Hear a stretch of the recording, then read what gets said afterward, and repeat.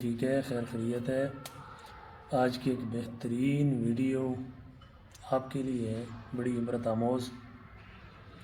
کہتے ہیں کہ پرانے زمانے میں ایک بادشاہ ہوا کرتا تھا، اس نے 10 کتے پال رکھے تھے۔ تو جو بھی وزیر مشیر یا کوئی بھی کوئی شطنت کرتا تو وہ ان کو کتوں کے آگے ڈال دیا کرتا تھا۔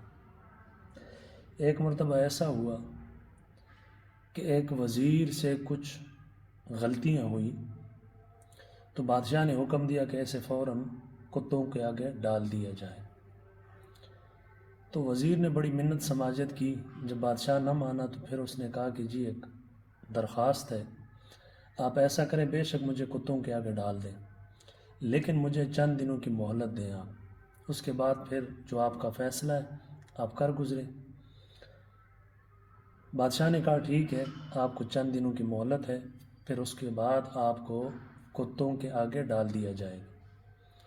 وہ سیدھا گیا، جو کتوں کا چوکیدار تھا اس سے ملا اور اس سے کہا کہ یار مجھے صرف 10 دن کتوں کی دیکھ بھال کرنے دیں، یعنی جو آپ کی ڈیوٹی ہے وہ 10 دن میں کروں گا۔ وہ بڑا حیران ہوا اور اس نے کہا کہ یار وزیر ہو کر، بہرحال اس نے کہا ٹھیک ہے آپ کریں۔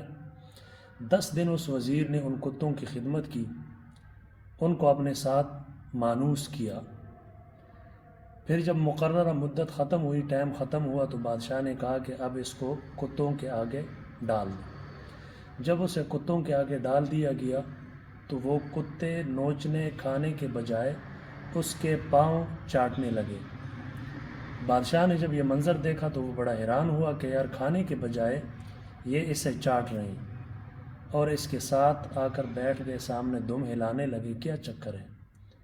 تو وزیر نے کہا کہ بادشاہ سلامت، صرف میں نے 10 دن ان کی خدمت کی ہے، ان کو روٹی ڈالی ہے، ہڈیاں ڈالی، بوٹیاں ڈالی، اس 10 دن خدمت کے بدلے یہ مجھے نقصان نہیں بلکہ میرے ساتھ پیار کر رہے ہیں، اور آپ کے پاس میں 10 سال تک رہا، 10 سال آپ کی خدمت کی، لیکن خدمت کے بدلے میں کیا ملا؟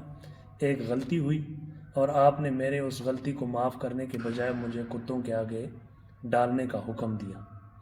تو کہنے کا مطلب یہ تھا کہ اگر ہمارے ساتھ کوئی اچھائی کرتا ہے، اگر کبھی کبھار اس سے کوئی غلطی ہو جائے، کوئی بھول چوک ہو جائے، تو ہمیں اسے معاف کر دینا چاہیے، نہ کہ 99% جو اس نے نیکیاں کی ہے، ایک غلطی کی وجہ سے ان نیکیوں کو بھی ہم ضائع کر دیں، ان نیکیوں کو بھی ہم فراموش کر دیں، نہیں، بلکہ اس کی ایک غلطی کو ہمیں فراموش کرنا چاہیے، اس سے درگزر کرنا چاہیے اور اسے معافی دے دینی چاہیے۔